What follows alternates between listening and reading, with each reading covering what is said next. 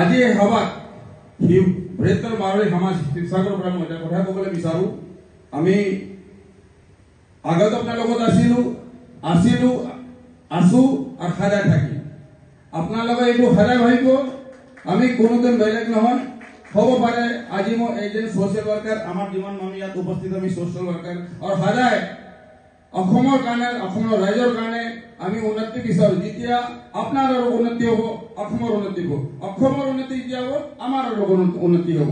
আমি ইয়াত সেইটো সদায় বিচাৰোঁ। গতিকে এইটো যদি ক'ৰবাত ভুল কৰি বিচাৰিছে, মই সমগ্ৰ মাৰোৱাৰী সমাজৰ পৰা এইটো ক্ষমা বিচাৰিছোঁ। ঘৰলৈ যাওঁ, সকলো আছে, সকলো চিনাকি। আমাৰ অপচৰাৰ বিজুদাৰ দেউতাক আছে, তেখেতো অসমীয়া মাধ্যমত পঢ়ি অসমীয়া শিক্ষকতা কৰা এজন ব্যক্তি।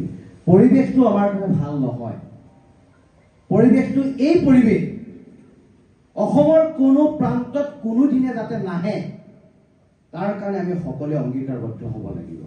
যি দুখী, সি অসমীয়াই হওক, মাৰোৱাৰীয়ে হওক, বিহাৰীয়ে হওক, বেংগলীয়ে হওক, যিয়ে নহওক কিয়, দুখীক দুখী বুলি কোৱাৰ সাহস আমাৰ থাকিব লাগিব।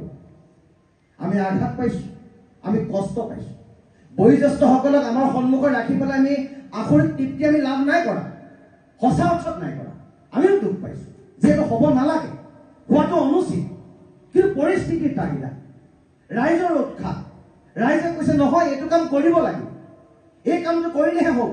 মই পুনৰবাৰ কৈছোঁ, মই ভোলে বাবাৰ শ্ৰীচৰণে সেৱা কৰি কৈছোঁ যে শিৱসাগৰে শান্তিৰ সম্প্ৰীতিৰ কথা কয়, সমন্বয়ৰ কথা কয়।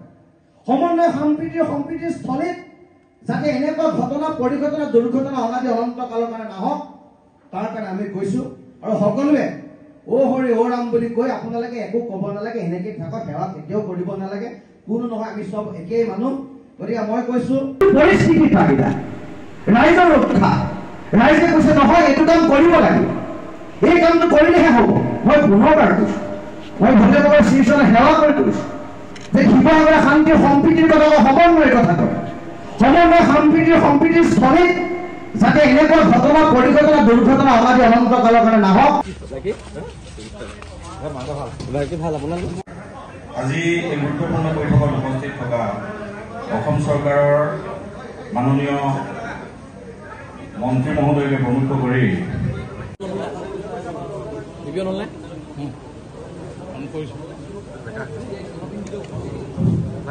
মই নমস্কাৰ জনাইছোঁ।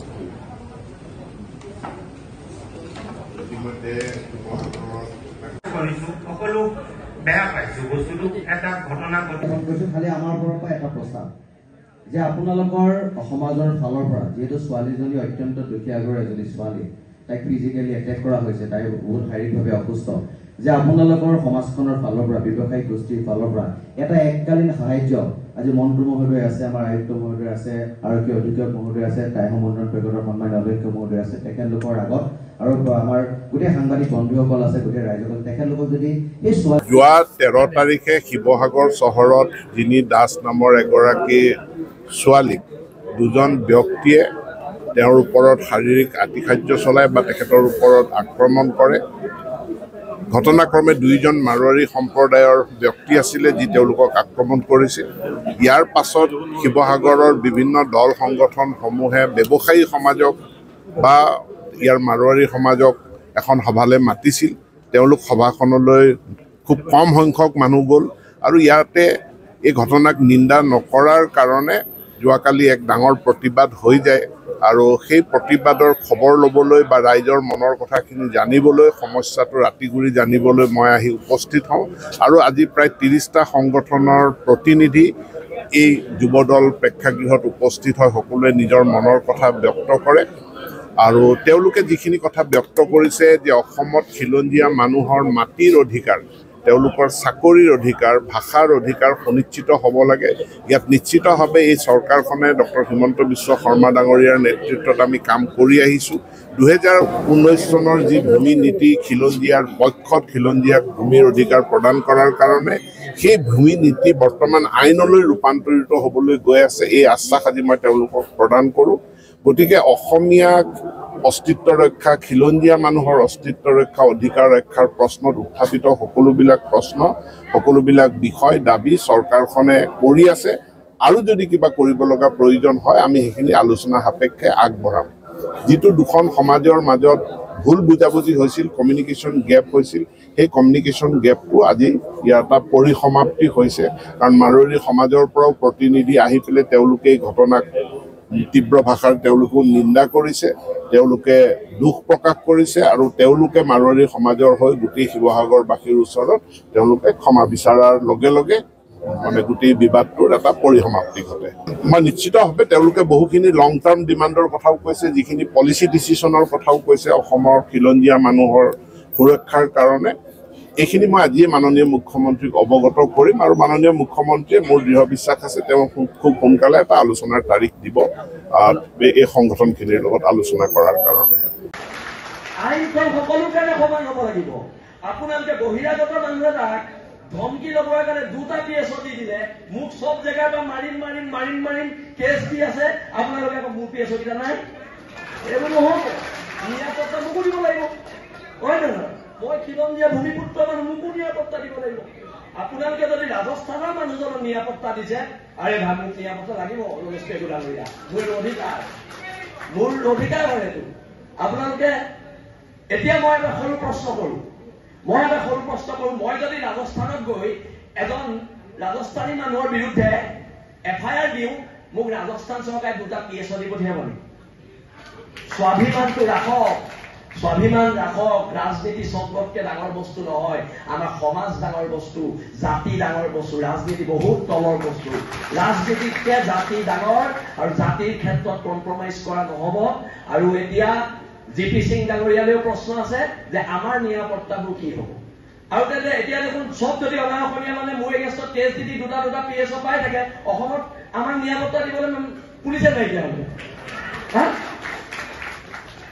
সেইকাৰণে মই কৈছো আপোনালোকে কেবিনেটত সিদ্ধান্ত লওক যে আমাৰ উজনি অসমৰ খিলঞ্জীয়া মানুহৰ মাটি ছেভ কৰিব লাগিব। উজনি অসমৰ মাটিখিনিৰ ওপৰত আপোনালোকে এখন আইন আনক, আৰু যদি হিমন্ত বিশ্ব শৰ্মাৰ লগতো আমি আলোচনাত বহিবলগীয়া হয় আমি আলোচনাত বহিম। কিন্তু মই পুনৰ কৈছো, আপুনি এজন জনজাতীয় মানুহ, আপুনি অসমৰ থলগিৰি মানুহ। ময়ূৰ বৰগোহাঁই সদৌ অসম তাইৰ ছাত্ৰৰ সন্থাৰ পৰা গৈ আজি ৰাজনীতিৰ এক উচ্চ আসনত আছে, কিন্তু আপোনালোক সকলো থলুৱা খিলঞ্জীয়া মানুহ, আৰু এই খিলঞ্জীয়া মানুহখিনিক সুৰক্ষা দিয়াৰ দায়িত্ব যেতিয়াই আপোনালোক ক্ষমতাত আছে, আপোনালোকে ক্ষমতাৰ সৎ ব্যৱহাৰ কৰক আৰু খিলঞ্জীয়া মানুহক অধিকাৰ দিয়ক। বহুতো দল সংগঠন আছে, তেওঁলোকৰ ক'বলগীয়া আছে। মই এইখিনি কথাকে ক'লো, তৰিলে দেশ মৰিলে স্বৰ্গ, হ'ব পাৰো দুখীয়া, আমি কাৰো গোলাম নহয়।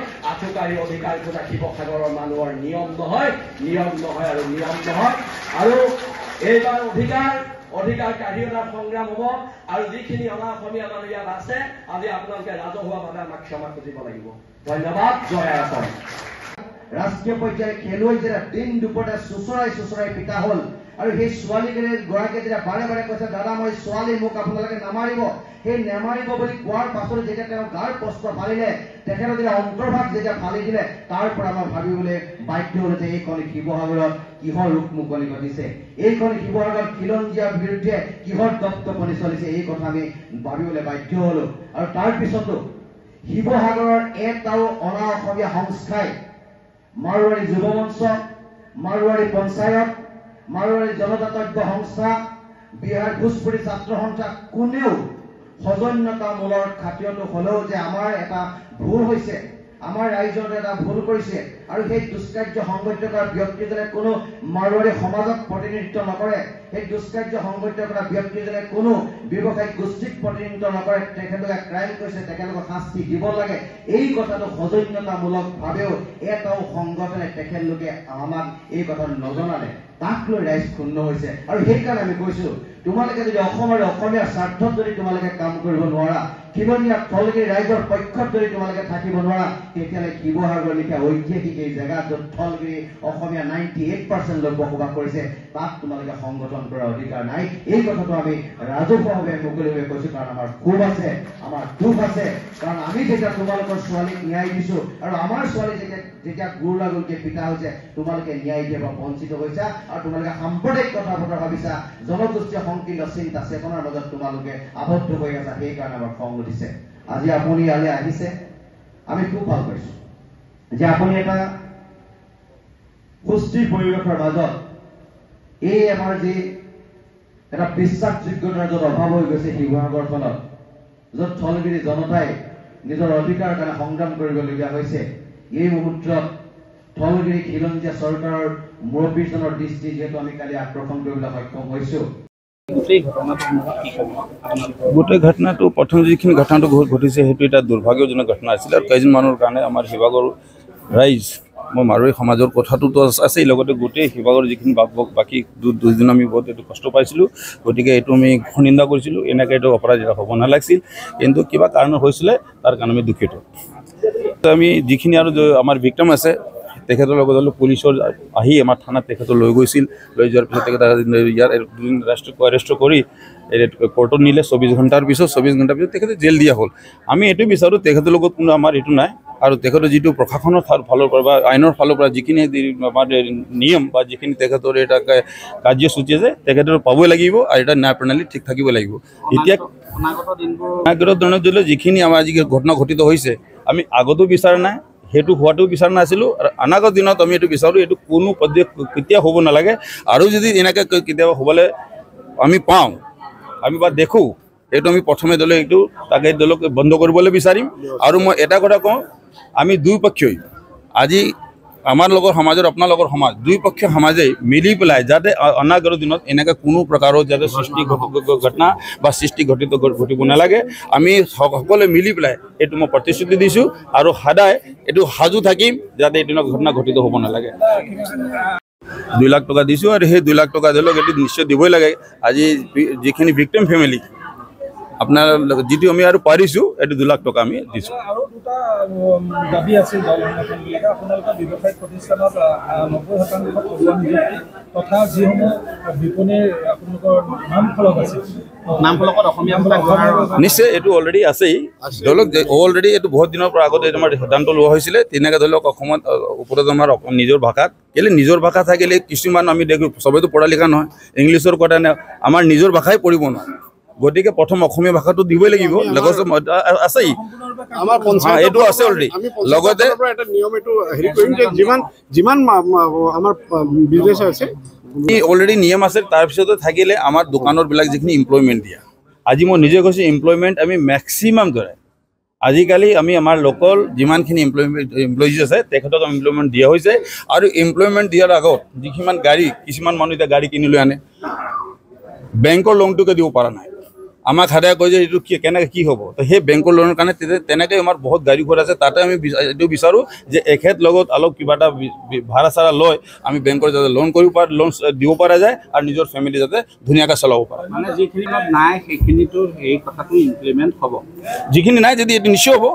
আজি অভিযোগ আছে ইতিমধ্যে দেখা পোৱা গৈছে যে 6 মাইল অনুযায়ী দৰমহা নিদিয়া এটা বিষয় আছে, সেইটো যদি এইটো আমি পোৱা নাই, যদি আজি তোমাৰ প্ৰকাশত হোৱা নাই, যদি সেইখিনি নাই দিয়া আৰু যদি আপোনালোকৰ যদি আছে আমাক ক'ব, এইটো নিশ্চয় আমি এটা বিবেচনা কৰিম, এইটো নিশ্চয় এইটো সিদ্ধান্ত গ্ৰহণ কৰা হ'ব, এইটোতো পাবই লাগিব। এইটোৱে ভাবিছোঁ কি যে ঘটনা হৈছে এইটো বেহাত দুখী, মানে আমাৰ সমাজো বহুত দুখী আছে এইটো ঘটনা লৈ মেলি। আমাৰ ফালেদি গলতি হ'ল কি আমি 2-3 দিন লগাই দিলোঁ আৰু আগত আহিব নোৱাৰিলোঁ। কিন্তু যিটো হৈছে যিহে ছোৱালী হয়, অসমীয়া হয়, মাৰৱাৰী হয়, পাঞ্জাবী হয়, যিহে হয়, যেনেকা এই ৰকমৰ ঘটনা হয়, আমাক সাহস কৰি প্ৰথম দিনাই ষ্টেপ ল'বলৈ আগত আহিব লাগে। আৰু এই যে হৈছে চবৰ কাৰণে মানে আমি পুৰা সমুদায়ে আমাৰ বহুত দুখী আছে। আৰু আজি যেনেকা আমি এইটো পৰিৱেশ পাইছোঁ, আৰু চব যি ঘটনা হৈছিলে সেইটো ছেটেল হৈছে, এইটো খুব মনৰে এটা ভাল লাগি আছে এতিয়া যে 3 দিন পৰা আমি যিটো যত্ন কৰি আছিলোঁ কি কেনেকৈ যাম, কেনেকৈ ক'ম, আজি যিটো আমি ইয়াত এটা ষ্টেজ পালোঁ আমাৰ নিজৰ মনৰ ভাৱ ৰাখিবলৈ আৰু সাহস কৰি আগত আহিবলৈ, মই বহুত ধন্যবাদ নিজৰ ফালেদি কৰিবলৈ বিচাৰিছোঁ।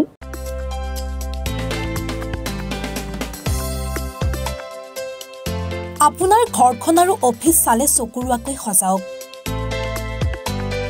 আজি আহক সকলো ধৰণৰ অত্যাধুনিক ফাৰ্নিচাৰৰ বাবে চিটি ফাৰ্নিচাৰ 6 মাইল গুৱাহাটী।